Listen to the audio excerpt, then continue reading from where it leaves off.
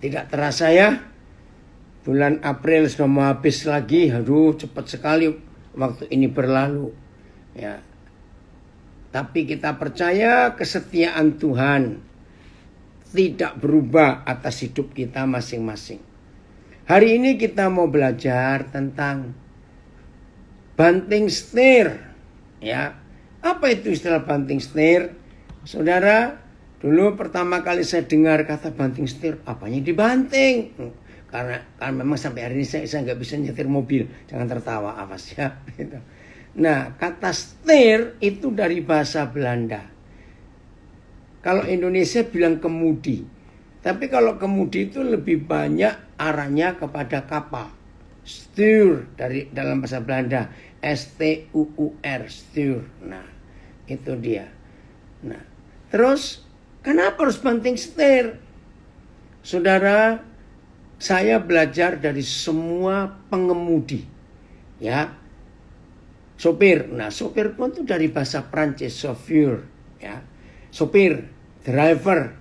Indonesia juga pengemudi. Oke. Nah, baik dari sopir, bis, mobil, masinis, itu pasti kereta api, ya, masih bahasa Belanda juga. Terus pilot, nakoda, ya. Saudara pernah sadar gak?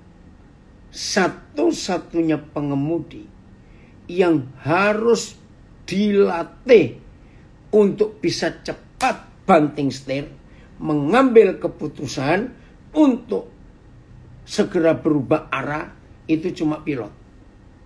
Salah satu latihan buat pilot yang terberat, ya. Karena kami pernah nyekolahkan seorang anak kami jadi pilot. Juga ada anak teman kami jadi pilot. Saya sering kontak cerita.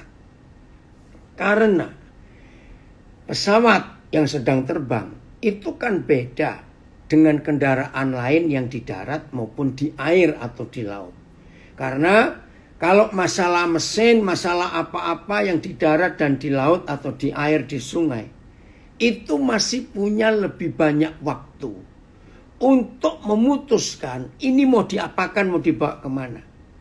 Tapi kalau pesawat, saudara, nggak bisa seperti para sopir, masinis, nakoda, mikirnya lebih jauh, lebih lama, lebih panjang. Ini mau diapakan nih dalam keadaan bahaya.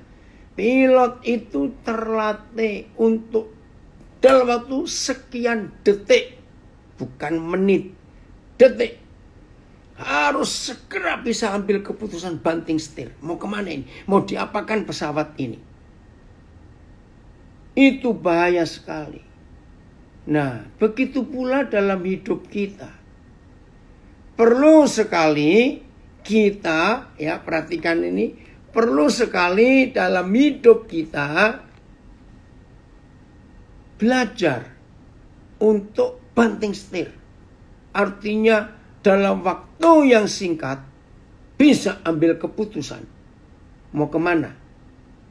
Nah, saya percaya semua kita bisa, harus terlatih untuk bisa banting setir, mengambil keputusan dalam waktu yang singkat. Saudara, apapun yang sedang terjadi di hidup kita saat ini, saya ulangi, apapun yang sedang terjadi di hidup kita saat ini, apapun, baik, benar, salah, betul, enak, tidak enak, bagus, jelek, semuanya yang kita alami sekarang ini, pasti itu karena ada, saya pakai istilah, banting setir yang kita ambil beberapa waktu sebelumnya.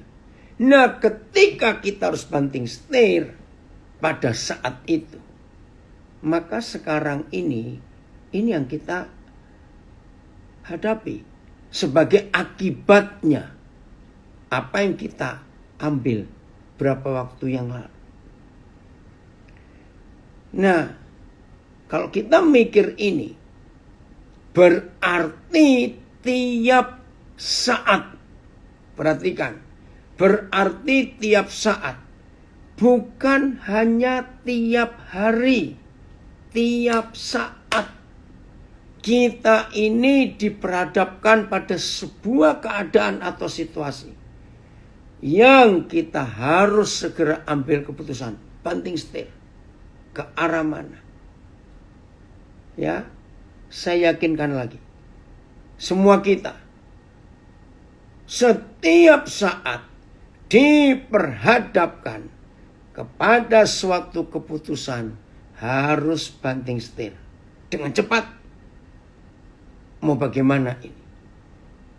Nah, ternyata saudara, tiap saat, bukan cuma tiap hari, tiap saat. Saudara perhatikan ini. Banyak pengaruh-pengaruh yang bisa muncul di hidup kita. Nah, ketika pengaruh-pengaruh itu bisa lewat penglihatan mata kita, bisa kita dengar sesuatu, bisa kita mikir sesuatu, langsung kita harus ambil banting setir. Nah, dalam kondisi seperti itu, kita harus terlatih untuk betul-betul menantikan Tuhan dan belajar mengenal Bapa kita di surga. Satu kali kepada gereja di Galatia, Paulus sedih karena ada beberapa di antara saudara kita di Galatia itu yang salah ambil keputusan, salah banting setir. Coba kita lihat Galatia pasal pertama, mulai ayat yang ke-6. Galatia pasal pertama, mulai ayat yang ke-6. Oke, Galatia pasal pertama, bentar ya, mulai ayat yang ke-6. Mari kita perhatikan firman ini.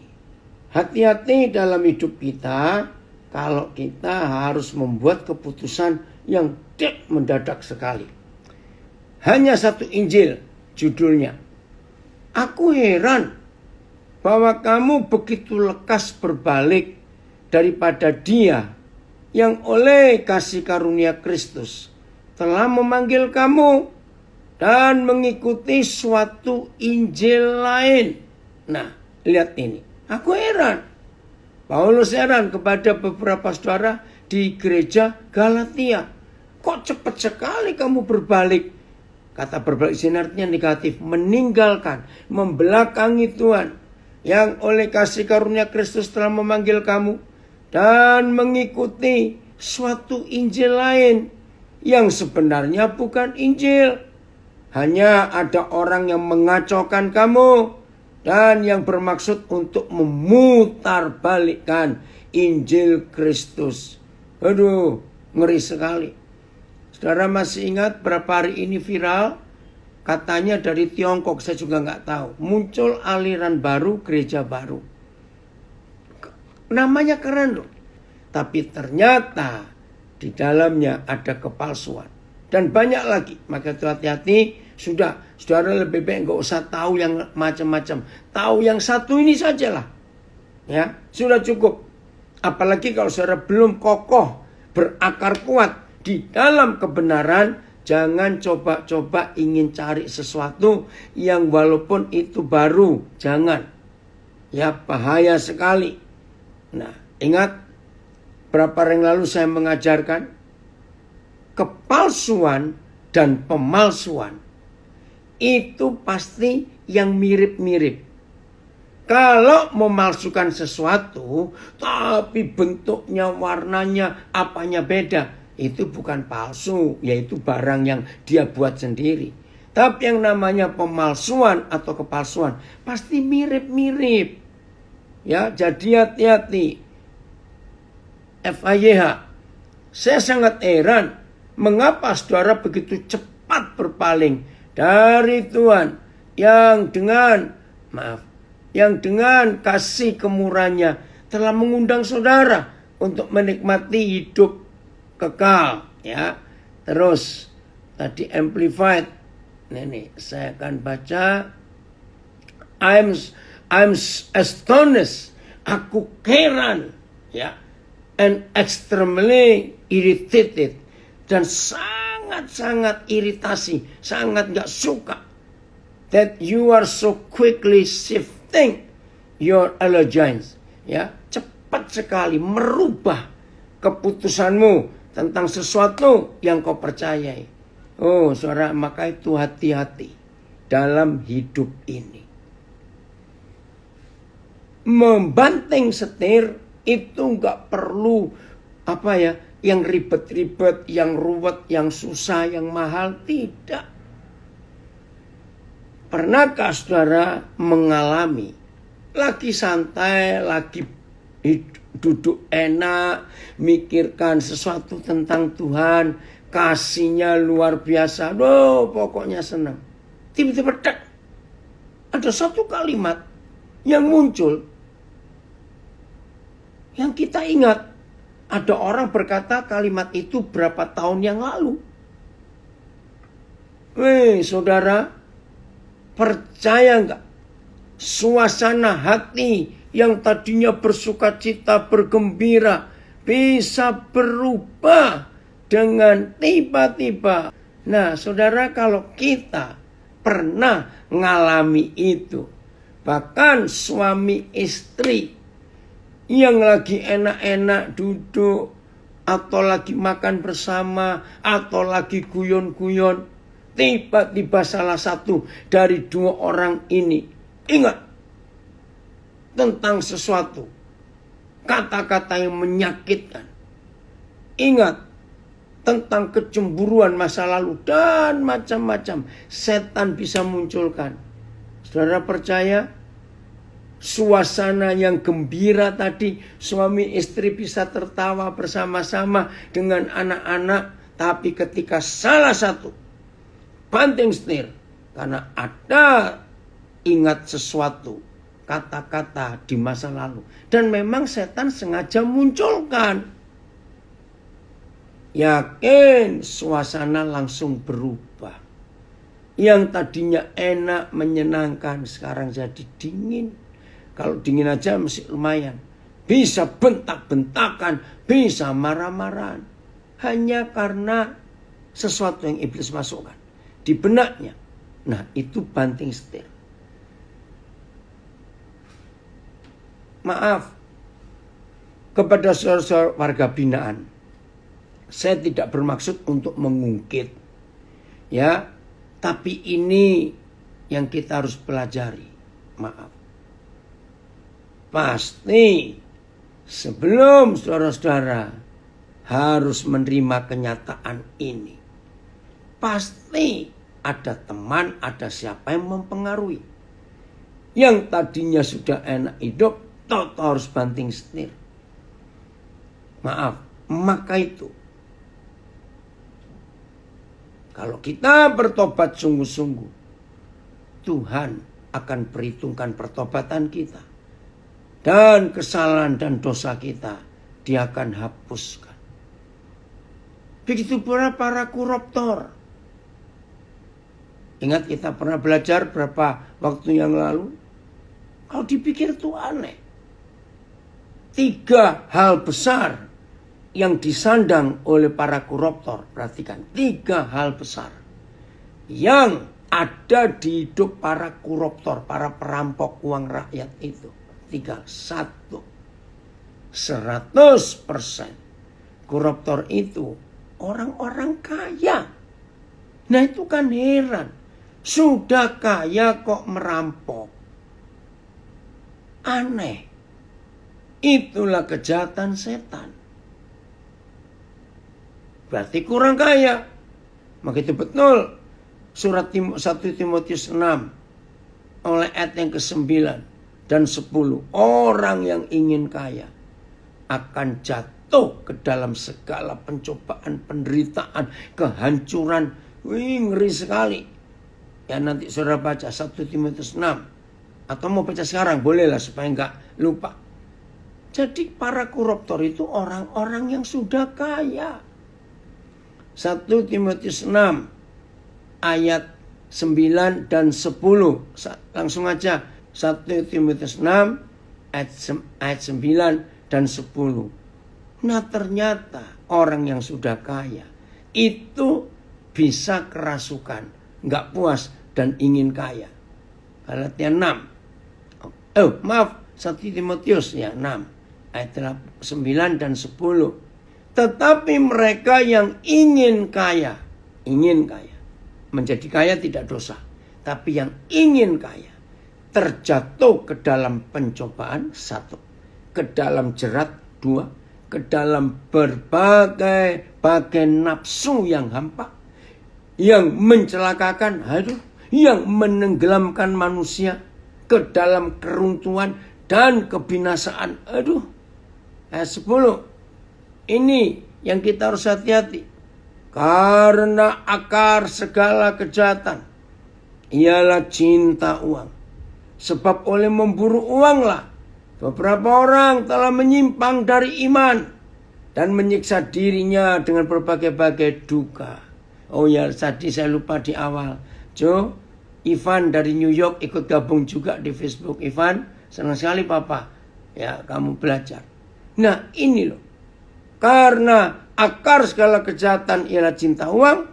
Sebab oleh memburu uanglah beberapa orang telah menyimpang dari iman dan menyiksa dirinya dengan berbagai-bagai duka. Itu karena cinta uang. Jadi kita harus berhati-hati. Dari Banjarmasin kirim Amplified bahasa Inggris. But those who are not financially ethical. Jadi nggak punya etika masalah finansial keuangan. And crave to get rich. Yang ingin rakus, ingin kaya. With a compulsive. Dengan yang menggebu-gebu. Greedy, tamak, longing for wealth. Langsung pokoknya aku harus kaya.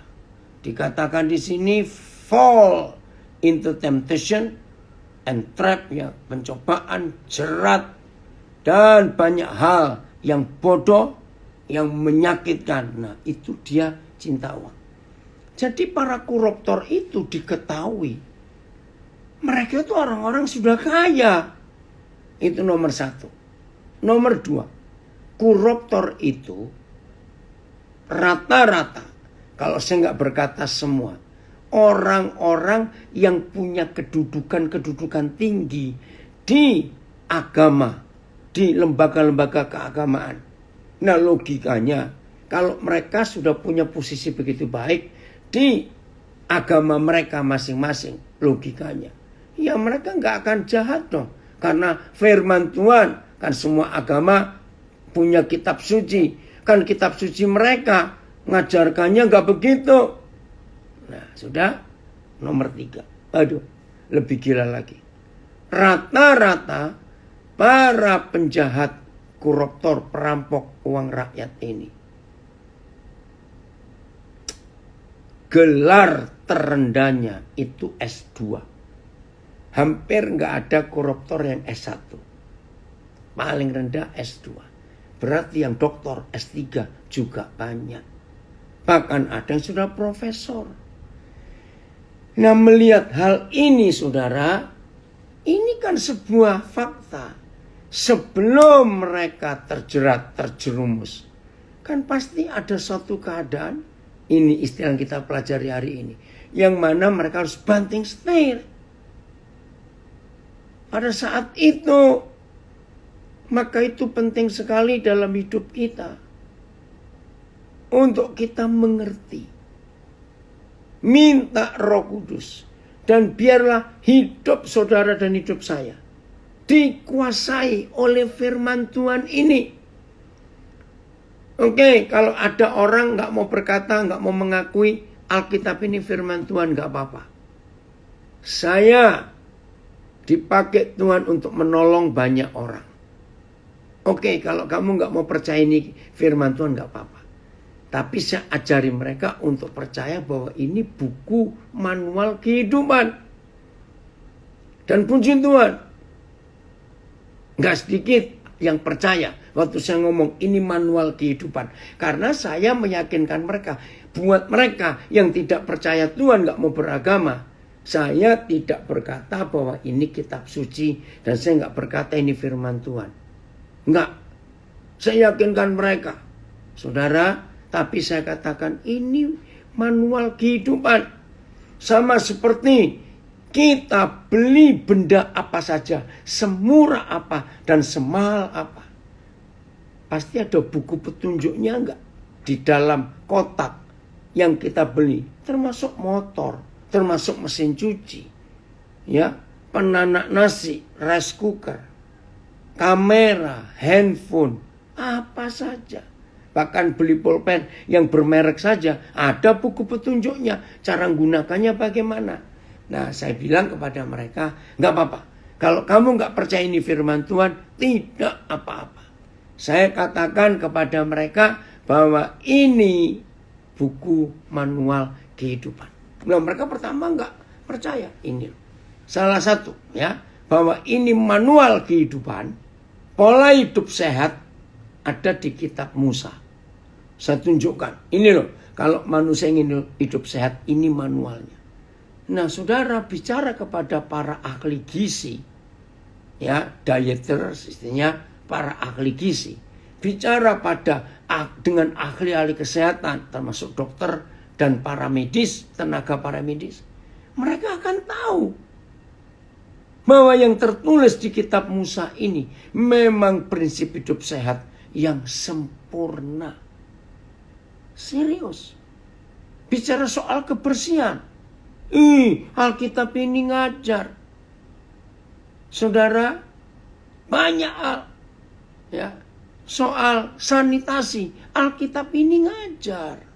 Jadi ketika saya tunjukkan apa yang tertulis ini, saya berkata, nggak usah percaya Tuhan, nggak usah beragama. Anggap aja ini buku biasa. Saya suruh dia baca sendiri. Baru mereka tahu. Maka itu hamba-hamba Tuhan yang bergabung, sedang belajar bersama-sama. Ayo kita bawa firman ini ke dunia. Bukan dengan embel-embel, background, atau pakai kulit bungkus agama Kristen. Jangan. Nah, lalu pasti tanya, lalu gimana cara mengenalkan Yesus kepada orang-orang itu? Nah, kalau saudara masih berpikir seperti itu, saudara lupa. Yesus itu firman itu sendiri. Loh, betul tidak? Maka itu kalau kita mengenalkan firman Tuhan tidak dengan embel-embel agama, apalagi dengan Kristen, ini loh yang selalu saya berkata kepada orang-orang misi, penghalang misi terbesar. Tahu ya misi ya? Tugas gereja. Pergilah kamu, beritakan Injil itu ke seluruh dunia. Semua terus ada banyak. Nah, satu-satunya penghalang, the Great Commission, yaitu perintah agung. Satu-satunya penghalang. Dunia sudah terlanjur tahu Yesus itu pendiri agama Kristen. Berarti agamanya Tuhan Yesus itu agama Kristen. Ini yang celaka. Nah, saudara sebagai hikmat, bersyukur kepada Tuhan, berapa puluh tahun terakhir ini Tuhan membawa saya untuk berhasil meyakinkan banyak orang bahwa firman Tuhan ini, Injil ini bukan untuk orang Kristen saja. Maka itu kesulitan terbesar dunia misi. Bagaimana dunia yakin dan percaya Tuhan Yesus bukan pendiri agama Kristen, bahkan Yesus Kristus sendiri bukan orang Kristen. Kok bisa begitu? Saya percaya yang masih punya doktrin lama sulit ini. Karena kata Kristen itu tidak keluar dari hati Tuhan Yesus dan tidak keluar dari mulut Tuhan Yesus, kata Kristen. Dari orang Roma, nanti baca ya, yang punya banyak waktu, warga binaan, baca itu Kisah Rasul 11. Nah, jadi ini buku kehidupan, manual kehidupan. Puji Tuhan, dari Karo hadir juga. Maka kalau kita mengenalkan buku kehidupan dan berupa tulisan, nggak ada orang menolak. Maka itu buatnya kitab suci ini bukan milik orang Kristen. Ini milik Tuhan untuk seluruh manusia di dunia. Ya, Manual Book of Life. Terima kasih siapa yang nulis ini. Betul sekali. Kalau kita mau membawa kebenaran kepada dunia, jangan pakai embel-embel agama. Oke? Masih kitab Galatia sekarang. Galatia 3 ayat yang pertama. Perhatikan teguran Paulus kepada gereja Laodikia. Hai orang-orang Galatia yang bodoh. Wih, nggak enak sekali. Siapakah yang telah mempesona kamu? Bukankah Yesus Kristus yang disalibkan itu telah dilukiskan dengan terang di hadapanmu? Nah, jadi ada yang mempesona. Filemon coba lihat berapa terjemahan ini ya. Nah, siapa yang mempesona kita? Sehingga kita banting setir untuk mengambil keputusan yang salah dalam hidup ini. AYT. Hai kamu orang-orang Galatia yang bodoh. Siapakah yang telah memesona kamu? Bukankah di depan matamu Yesus Kristus dilihat disalibkan di depan umum? Nah, jadi waktu itu masih ada orang-orang yang hidup ketika Yesus disalibkan. Maka itu Paulus marah. Terjemahan lama. Hai orang Galatia yang bodoh. Siapa yang sudah merasuk kamu? Yang tergambar di matamu Yesus Kristus sudah tersalib. PIS. Saudara-saudara, orang-orang Galatia, kalian sungguh bodoh. Entah kalian sudah kena pengaruh siapa. Kematian Kristus disalib sudah saya terangkan dengan sejelas-jelasnya kepadamu. MILT. Hai orang-orang Galatia yang bodoh. Siapakah yang telah memesona kamu sehingga tidak meyakini kebenaran yang di depan mata mereka? Yesus Kristus telah dituliskan sebelumnya untuk disalibkan di antara kamu. Saya lebih pakai istilah keren, mengguna-gunai. Hai orang-orang Galatia yang bodoh. Siapa gerangan yang telah mengguna-gunai kamu? Kalau bahasa sekarang disantet. Ya. Padahal Isa Al-Masih yang telah disalibkan itu sudah ditunjukkan dengan jelas di depan matamu. Nah, AVB memakai kata menyihir. Wahai orang Galatia yang tidak berakal. Siapakah yang telah menyihirkan kamu? Sedangkan di hadapanmu, Yesus di hadapan matamu, Yesus Kristus telah jelas ditunjukkan tersalib. Ada yang komen, memang sulit untuk mengenalkan manual kehidupan pada orang lain kalau kita sendiri tidak menghidupi. Betul. Itu namanya istilah ini ya. Ada sales, tahu ya, penjual perfume, penjual minyak wangi, tapi bau badannya minta ampun, maaf. Maka jualannya nggak laku. Jadi supaya kita bisa mengenalkan manual kehidupan ini kepada dunia, hidupi lebih dulu manual ini. Tunjukkan kepada dunia hidup kita yang seperti ini. Jelas ya saudara? Maka itu senang sekali kalau kita belajar. Jangan salah untuk banting setir. Ada yang kirim. Terima kasih dari Surabaya, Suman. Terjemahan sederhana. Saudara-saudara di Galatia, kenapa kalian bisa begitu bodoh? Kenapa kalian begitu cepat tertipu? Padahal di hadapan kalian saya sudah menerangkan dengan sangat jelas tentang caranya Kristus Yesus mati, disalibkan demi kita. Nah, ayolah hari-hari ini kita selalu berhati-hati atas hidup ini. Jangan ada yang menyihir kita, mengguna-gunai kita, membodohi kita, mempesona kita, menipu kita. Sehingga Yesus Kristus Tuhan kita ganti dan kita jual. Maka itu kalau ada, ya kan berapa hari ini sering bukan, diviralkan sengaja. Kalau ada orang-orang yang tadinya murid Yesus, anak Tuhan, Kristen tiba-tiba berbalik, ya, meninggalkan.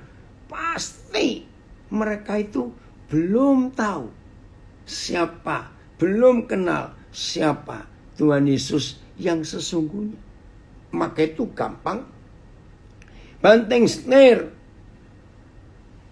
Anak-anak muda yang ikut gabung, kalian yang masih remaja, pemuda, ya, yang belum menikah, hati-hati dalam hidup ini.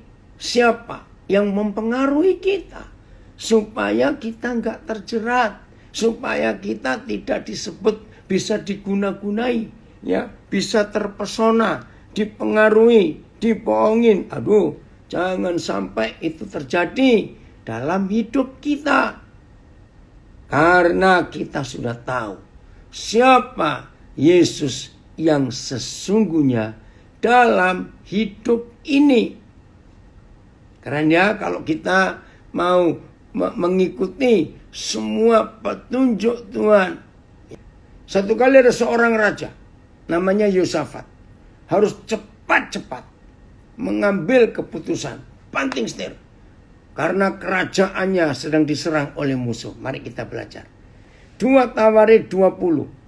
Ayat yang pertama sampai ayat yang ketiga. Satu terjemahan aja. Karena 3 ayat kita baca. Kemenangan atas Moab dan Amon. Akhir pemerintahan Yosafat. Setelah itu, Bani Moab dan Bani Amon datang berperang melawan Yosafat.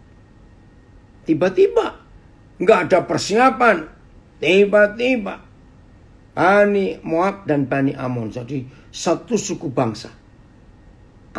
Moab dan bangsa suku yang lain. Amon, jadi 2 suku bangsa. Datang berperang melawan Yosafat. Ternyata mereka nggak cuma berdua. Bersama-sama sepasukan orang Meonim. Jadi 3 suku, 3 kekuatan menyerang kerajaan Yosafat bersama-sama. Datanglah orang memberitahukan Yosafat. Raja, suatu laskar yang besar. Jelas besar karena 3 pasukan besar bergabung. Datang dari seberang laut Asin. Ya, kalau sekarang itu berarti daerah Yordania. Laut Asin itu laut mati. Dari Edom. Menyerang tuanku. Sekarang mereka di Hazeson Tamar, yakni En-Gedi. Sudah dekat itu dengan kerajaan, dengan istana. Lihat ayat 3. Yosafat menjadi takut. Wajar, walaupun dia raja, dia tetap manusia. Yosafat menjadi takut, wajar. Nah, rekan-rekan, saudara-saudara, semua kita ngikut belajar. Itu memang yang kita alami sebagai manusia. Takut. Tiba-tiba. Nah, lihat kalimat ini.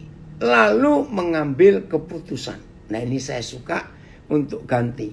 Lalu banting setir. Betul ya? Lalu banting setir.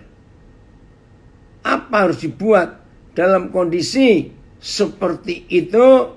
Ya. Ini banting setir yang benar.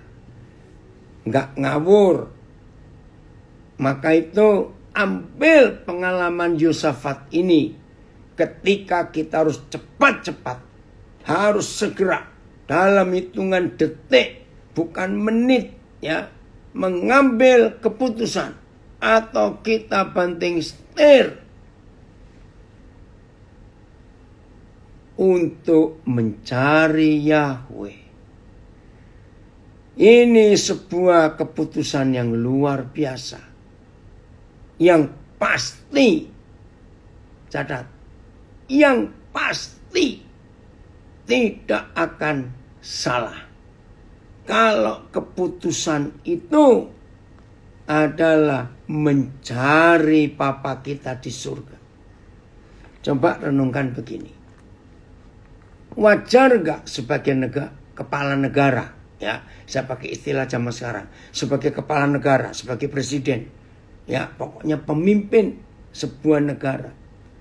Wajar tidak kalau negaranya dalam bahaya lalu mengambil keputusan untuk minta bantuan negara sahabat. Wajar. Dan itu memang seharusnya. Nah, tapi ingat ya, ingat. Di dalam segala keputusan atau istilah saya banting setir tadi ini, jangan salah mencari pertolongan. Ya, jangan salah mencari teman bersekutu. Jangan salah.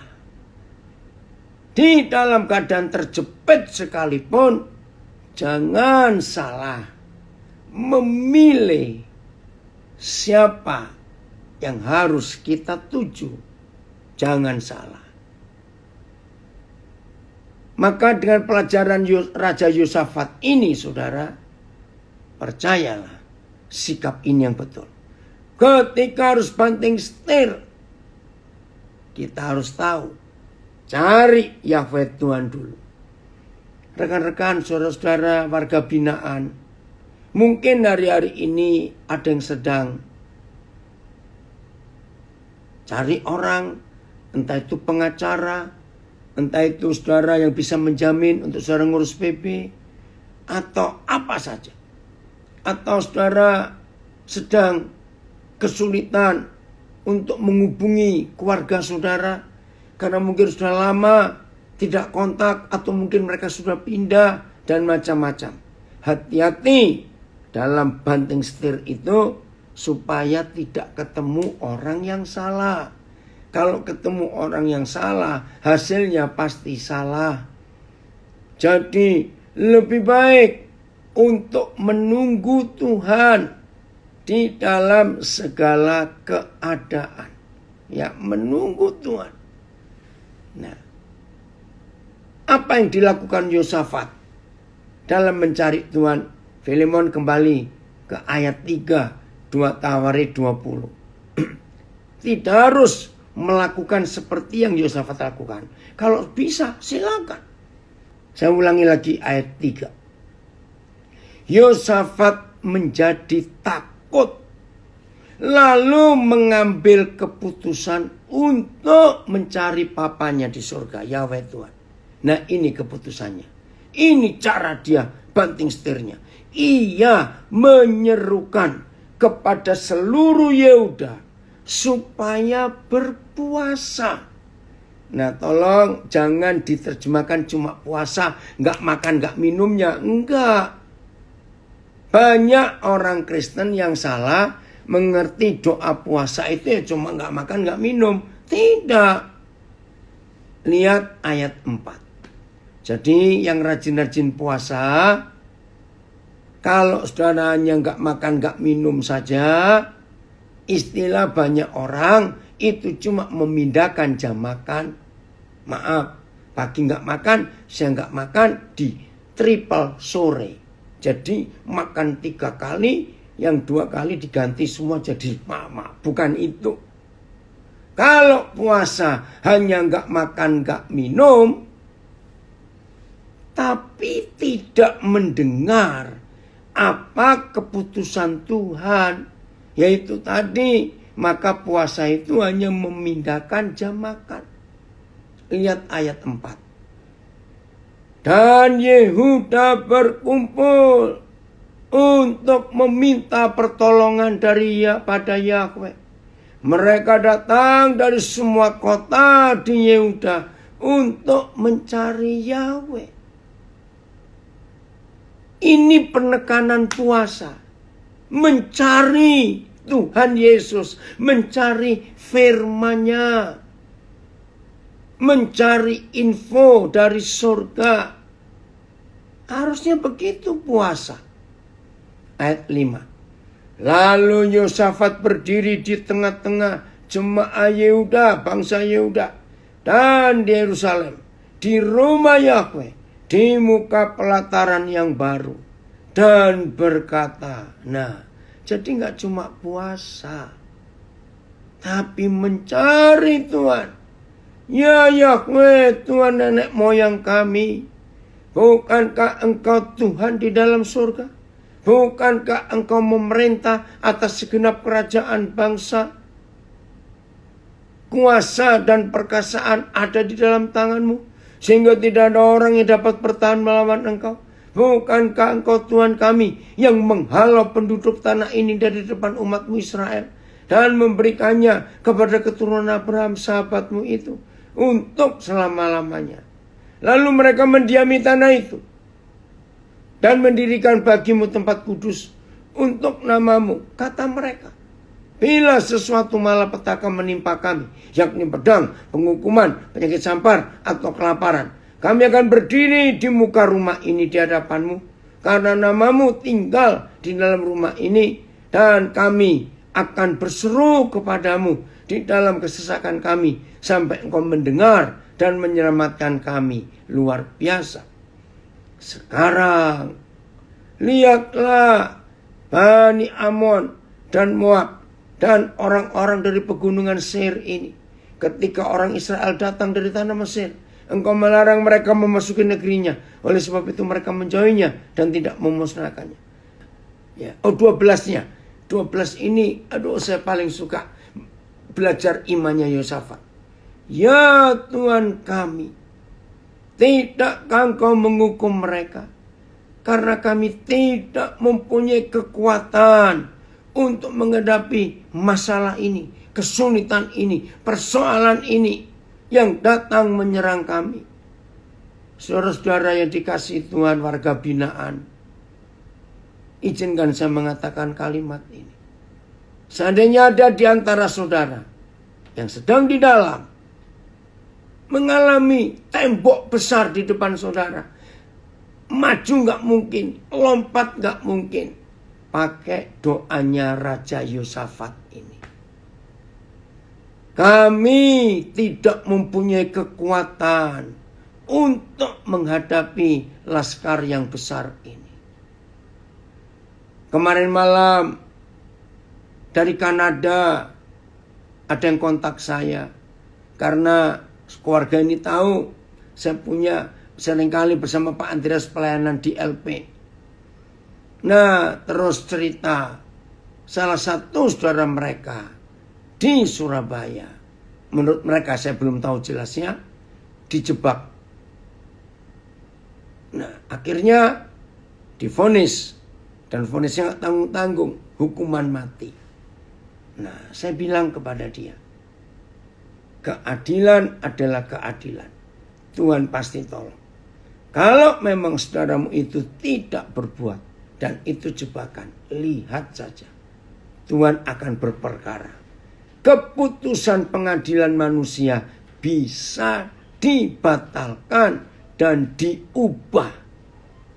Itu dia. Nah, seperti ini. Maka itu warga binaan, kalau saudara menghadapi masalah, saudara dipersulit, saudara diperas, saudara ditekan, saudara perhatikan baik-baik. Ini janji Tuhan yang luar biasa. Kembali lagi Filemon, suka sekali doanya Yosafat di pasal 12, 2 Tawari 20 ini. Terima kasih Bapak, ada jaminan yang luar biasa. Saya ulangi lagi ayat 12-nya. Maka itu semua kita yang sedang dalam kesulitan berat, pertolongan kiri kanan muka belakang tertutup, istilah yang di atas masih terbuka. Amin ya. Itu dia. Saya baca lagi ayat 12. Supaya yang sedang tidak punya pengharapan, hari ini muncul pengharapan saudara. Terima kasih Bapak. Dan waktu banting setir, jangan sampai salah. Ya Tuhan kami. Amin, amin. 7 kali ada yang amin di Facebook. Ya Tuhan kami, tidakkah Engkau akan menghukum mereka? Karena kami tidak mempunyai kekuatan. Biasanya kita berkata, karena kami gak punya uang, harus bayar ini, bayar itu. Maka itu saudara warga binaan percaya ya, kami gak punya kekuatan untuk menghadapi laskar yang besar ini yang datang menyerang kami. Ini kalimat yang luar biasa. Kami tidak tahu apa yang harus kami lakukan. Gak tahu. Sudah panik, sudah terjepit karena tiba-tiba persoalan datang. Imani doa ini.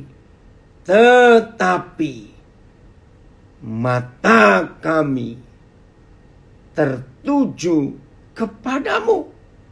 Sudah, jangan lihat ke sana kemari, jangan. Jangan coba minta tolong si A, tolong si B, tidak. Ingat tadi saya katakan Yosafat ini kan raja. Sebetulnya dia nggak perlu berdoa seperti ini. Ajak saja, kalau istilah sekarang, telepon, kontak, kirim utusan kepada negara sahabat. Pasti akan ditolong. Lihat, aduh, mengharukan loh saudara. Berapa hari yang lalu ketika kapal selam yang hilang itu belum ditemukan. Wow, ternyata Singapura, India, Malaysia, Australia, Amerika kirim bantuan. Dan itu wajar. Bahkan dari Amerika bawa pesawat khusus namanya Sidon datang ke mendarat di Bandara Ngurah Rai, Denpasar. Nah, harusnya begitu. Tapi Yosafat tidak. BIS sekarang. Engkaulah Tuhan kami, hukumlah mereka, karena kami ini tidak berdaya menghadapi tentara yang banyak itu, yang mau menyerang kami. Kami tidak tahu harus berbuat apa. Sebab itu kami datang kepadamu minta tolong. FAYH, ya Tuhan kami, tidakkah Engkau akan menghentikan mereka? Kami tidak sanggup melindungi diri terhadap serangan pasukan yang demikian besar jumlahnya itu. Kami tidak tahu apa yang harus kami lakukan. Tetapi kami berharap kepadamu semata-mata. Hebat. Jadi inilah harapan yang Tuhan berikan kepada kita. Maka itu sebelum banting setir, ingat Bapa kita di surga luar biasa. Keren ya, untuk itu maka itu penting sekali dalam perjalanan iman kita ini. Message, oh dear God, hubungan yang manis, oh dear God, oh Tuhan yang kami kasih, won't you take care of them? Urus mereka, urus masalah-masalah kami. We are helpless before this vandal horde ready to attack us. Oh, kami sama sekali tidak berdaya menghadapi kejahatan yang besar dan sudah siap menerkam kami. We don't know what to do. Kami nggak tahu apa yang kami buat. We are looking to you. Tapi mata kami tertuju kepadamu. Saudara, luar biasa bukan? Masih ada harapan. Percayalah. Ayat terakhir. Keluaran 14 ayat yang ke-14. Keluaran 14 ayat yang ke-14. Wih saudara, kalau saya membandingkan semua saudara-saudara kita yang tertulis namanya di Alkitab, baik perjanjian lama maupun perjanjian baru, buat saya pengalaman Musa di depan Laut Merah ketika dia harus menyeberang menuju ke Kanaan, meninggalkan Mesir. Ini sikap Musa untuk banting setir. Bayangkan, mereka sudah senang-senang, mereka sudah bebas dari perbudakan Mesir. 400 tahun saudara, nggak main-main itu. Berjalanlah mereka meninggalkan Mesir. Wow, dengan sukacita. Tiba-tiba mereka lihat ada debu yang naik. Ingat ya, kan pasir. Dulu nggak dengar suara mesin karena nggak ada mesin. Begitu mereka lihat ke belakang dan di depan ada laut. Debu naik begitu luar biasa. Begitu mereka tahu, ternyata itu Firaun dengan sekian banyak tentara yang berkereta kuda, yang naik kuda, nunggang kuda, mengejar mereka. Sayang waktunya. Saudara baca nanti di rumah ya, mulai ayat pertama. Begitu mereka lagi santai di pinggir laut, karena masih berpikir ini nyebrangnya bagaimana. Nggak ada kapal. Masa mau berenang orang sebanyak itu. Saudara masih ingat Musa dimaki-maki. Musa dibentak-bentak. Salah satu makian mereka yang saya paling sakit hati kalau saya dengar itu. Hei Musa, apakah di Mesir kurang kuburan sehingga kamu ngubur kami di laut ini? Aduh, saudara kalau dengar itu kurang ajar betul nih Israel. Apakah di Mesir kurang kuburan? Dalam kondisi seperti itu, Musa harus banting setir. Karena ke kiri nggak mungkin, ke kanan nggak mungkin. Apalagi balik ke belakang. Firaun dengan tentaranya ada di belakang mereka. Nah, masalah terbesarnya, mereka itu semua yang dipimpin Musa itu jalan kaki. Bagaimana orang jalan kaki bisa melawan yang naik kuda? Aduh, sudah nggak ada ceritaan. Akhirnya Musa berseru kepada Yahweh Tuhan. Mau bagaimana ini? Nah, nanti baca ya. Bagaimana Musa berseru. Itu sungguh-sungguh luar biasa. Saya coba merenung ya. Ayo coba merenung. Kalau saudara dan saya jadi Musa. Yang dibawa nggak 4 orang loh. Kurang lebih 4 juta orang, saudara. Dari mana saya bisa ngitung 4 juta? Dari bilangan pasal pertama. Saya lupa ayat berapa, nanti cari. Ya, Tuhan menuliskan kira-kira orang laki-laki yang umur 20 tahun. Laki-laki saja umur 20 tahunan. Itu jumlahnya 600 sekian puluh ribu. Belum adik kakak perempuan.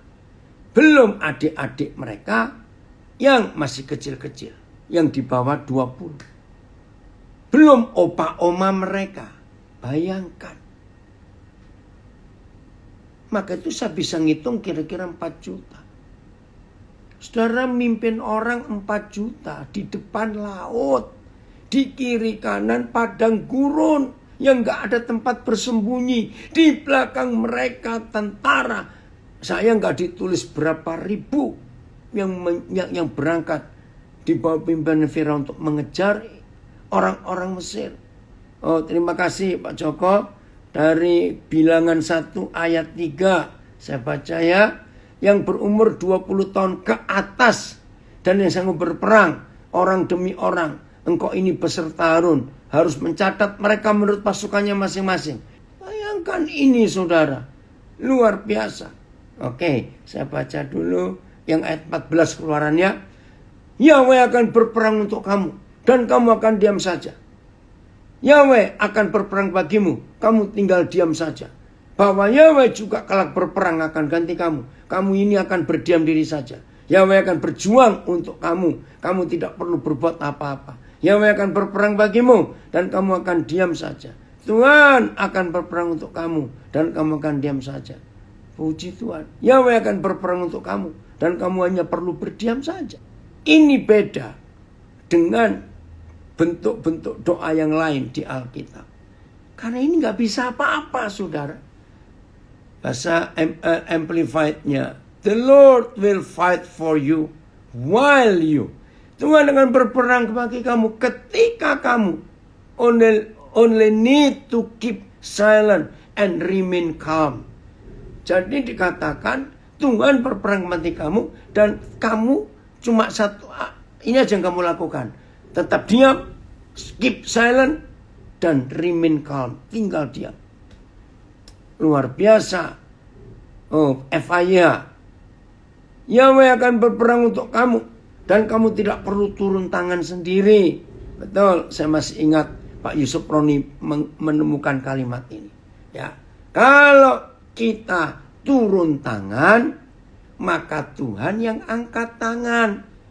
Apa artinya Tuhan angkat tangan? Nyerah. Tapi kalau kita angkat tangan, Tuhan yang turun tangan. Saya masih ingat itu Pak Yusuf Roni yang mempunyai kalimat itu. Bilangan 1 ayat 46. Berjumlah 603.550 orang. Itu laki-laki yang berumur 20 tahun ke atas. Maka itu adik kakak perempuan mereka, adik laki-laki mereka belum dihitung. Belum papa mama mereka, ya memang orang Israel anaknya banyak-banyak. Belum opa oma mereka, jadi 4 juta. Saudara bayangkan, mimpin 4 juta orang, ngomel barengan. Aduh, kalau Musa punya sakit darah tinggi langsung stroke dia. Mungkin gak cuma stroke, langsung darahnya Musa muncrat keluar dari ubun-ubunnya. Bayangkan 4 juta orang kurang lebih teriak bersama-sama. Apa kurang kuburan? Saudara, puji Tuhan, kalau hari ini kita belajar, Tuhan berperang, ganti kita. Maka itu, kalau hari-hari ini, harus ada keputusan yang kita ambil. Atau hari ini, dalam waktu yang singkat, minta pertolongan Tuhan, hikmat Tuhan, untuk kita tidak salah banting setir itu.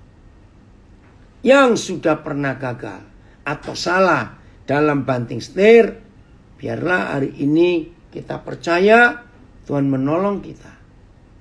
Keputusan yang salah itu pun kita bisa ubah. Ya, ini dia. Puji Tuhan, saya lihat saudara-saudara yang warga binaan bisa tenang begitu untuk belajar. Puji Tuhan. Wah, yang gereja Oikumene itu di mana ya? Besar sekali tuh gerejanya. Oke, siap? Tahu caranya? Dalam situasi yang terjepit, ada Tuhan, ada Bapa di surga, ada Roh Kudus, ada firman Tuhan yang sanggup menolong kita. Baik, Tuhan Yesus memberkati kita semua. Ayo, mulai hari ini kita menjadi anak-anak Tuhan, menjadi murid-murid Tuhan Yesus yang berkenan kepada Dia, karena semua yang kita kerjakan itu seturut dengan kehendak Tuhan. Selamat menjadi pelaku firman. Tuhan Yesus luar biasa buat kita.